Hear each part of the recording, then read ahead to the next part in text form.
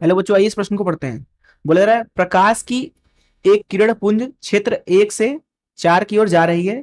क्षेत्र 1, 2, 3 तथा 4 के अपवर्तनांक बोला जा रहा है क्रमशः n0, n0 भागे 2, n0 भागे 6 और n0 भागे 8 है। आपतन का वह कोण थीटा जिस पर प्रकाश पुंज जो है वो क्षेत्र 4 में पहुंचने से बाल बाल असमर्थ हो, उसका मान हमें बताना है। पहला ऑप्शन है साइन व्युत्क्रम 3/4, दूसरा ऑप्शन है साइन व्युत्क्रम 1/8, तीसरा ऑप्शन है साइन व्युत्क्रम 1/4, चौथा ऑप्शन है साइन व्युत्क्रम 1/3। आइए इस प्रश्न की मुख्य अवधारणा की चर्चा करें। मुख्य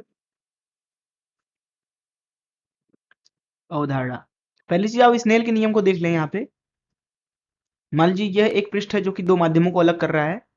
ऊपर जो माध्यम है उसका अपवर्तनांक μ2 है और नीचे जो माध्यम है उसका अपवर्तनांक μ1 है। यहाँ पे प्रकाश की किरण मान लीजिए इस तरीके से है, इस तरीके ऐसा आ रही है और अपवर्तित होकर के मान लीजिए इस तरीके से जा रही है। आपतन कोण मान लीजिए कि थीटा 1 है, अपवर्तन कोण मान लीजिए थीटा 2 है।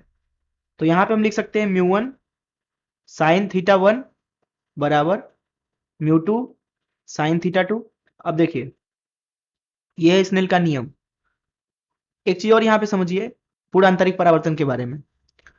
तो ये मान लीजिए कि दो माध्यमों को अलग करने वाला एक पृष्ठ है इस तरीके से। ऊपर जो माध्यम है उसका अपवर्तनांक मान लीजिए कि μ1 है और नीचे जो माध्यम है उसका जो अपवर्तनांक है वो मान लीजिए कि μ2 है। तो एक प्रकाश की किरण नीचे वाले माध्यम से ऊपर वाले माध्यम में जा रही है। तो ये मान लीजिए प्रकाश की किरण है इस तरीके से और ये अभिलंब खींच लिया इस तरीके से। तो यहाँ पे आपतन कोण मान लीजिए आई है। तो ये किरण जो है अपवर्तित होकर के दूसरे माध्यम में जा रही है। मान लीजिए नीचे वाला जो माध्यम है वो सघन है, तो μ2 ज्यादा है μ1 से। इस अवस्था में ये क्या होगा, इस किरण का ये अविलंब से दूर भागेगी इस तरीके से। तो ये r है। अब जैसे ही आप यहाँ पे i बढ़ाते हो ये r भी बढ़ता है। एक समय ऐसा आता है जब ये r जो है वो 90 अंश हो जाता है। तो उस आपतन कोण को बोला जाता है क्रांतिक कोण। अर्थात एक ऐसी अवस्था जब स्थिति ऐसे बने, इस तरीके से किरण आपतित हुई है, ये जो कोण है ये क्रांतिक कोण हो जाता है आईसी। अर्थात यहाँ पे जो आपतन कोण है वो किसके बराबर है, आईसी के। इस अवस्था में जो अपवर्तन कोण है वो 90 अंश हो जाता है, ये इस तरीके से 90 अंश। ये क्या है, आर। इस अवस्था के पश्चात जब आप इस कोण को अर्थात आपतन कोण को 90 अंश से सॉरी आईसी से ज्यादा करते हैं, उस अवस्था में किरण का जो अपवर्तन है वो नहीं होता। उस अवस्था में होता यह है कि किरण वापस से जिस माध्यम से जा रही है दूसरे माध्यम में उसी में लौट आती है। अर्थात अगर हम स्थिति को बनाना चाहें तो ये मान लीजिए आपतन आपतन किरण है, आपतित किरण, और यहां पे जो आपतन कोण है आई वो ज्यादा है आईसी से। जब क्रांति कोण से ज्यादा हो आपतन कोण, अपवर्तन तब नहीं होता है, तब इस तरीके से किरण पुराने वाले माध्यम में लौट आती है।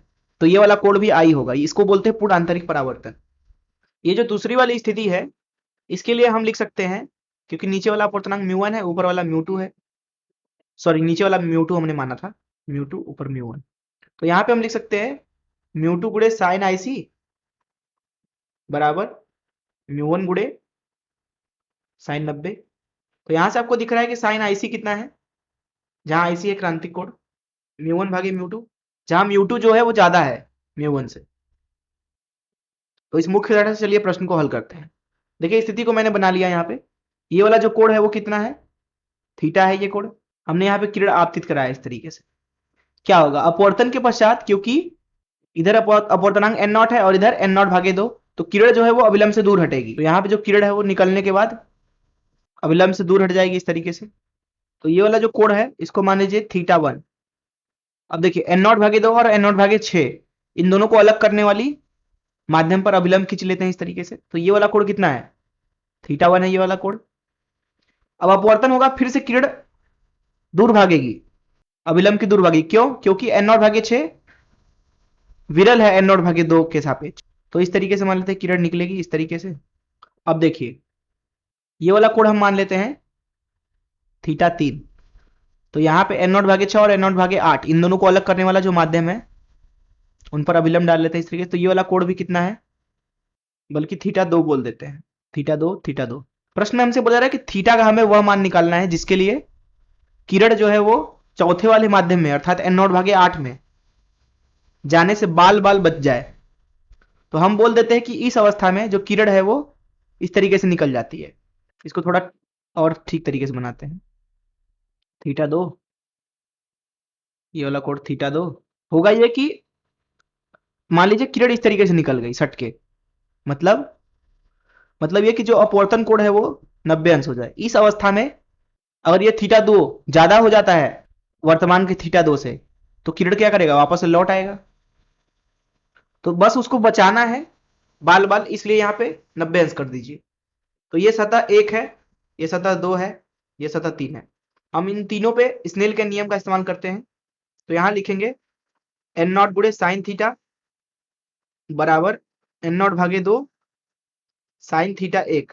इसी तरीके से सतह 2 के लिए लिखेंगे एन नॉट भागे 2 साइन थीटा 1 बराबर एन नॉट भागे 6 साइन थीटा 2। अब देखिए जो ये वाला पूरा पद है, यही तो है ये वाला पद जो कि इसके बराबर है। तो यहां से हम बोल सकते हैं कि एन नॉट साइन थीटा किसके बराबर है, इस वाले पद के बराबर, अर्थात एन नॉट भागे 6 साइन थीटा 2 साइन थीटा 2। अब देखिए सतह 3 के लिए लिखेंगे तो एन नॉट भागे 6 साइन थीटा 2 किसके बराबर होगा, ये एन नॉट भागे 8 एन नॉट भागे 8 साइन 90 साइन 90। इसका मतलब है कि जो ये वाला पद है वो इसके बराबर है। तो यहां हो जाएगा एन नॉट साइन थीटा बराबर एन नॉट भागे 8 साइन 90। तो यहां से आप देख सकते हैं कि साइन थीटा जो आ रहा है वो आ रहा है 1/8 के। तो यहां से थीटा सीधे सीधे मिल गया आपको साइन व्युत्क्रम 1/8। आइए देखते हैं कौन सा ऑप्शन सही है। जैसा कि यहाँ पे आप देख सकते हैं कि बी ऑप्शन ही सही है। मैं आशा करता हूं कि आपको इस प्रश्न का हल जरूर समझ में आया होगा। धन्यवाद।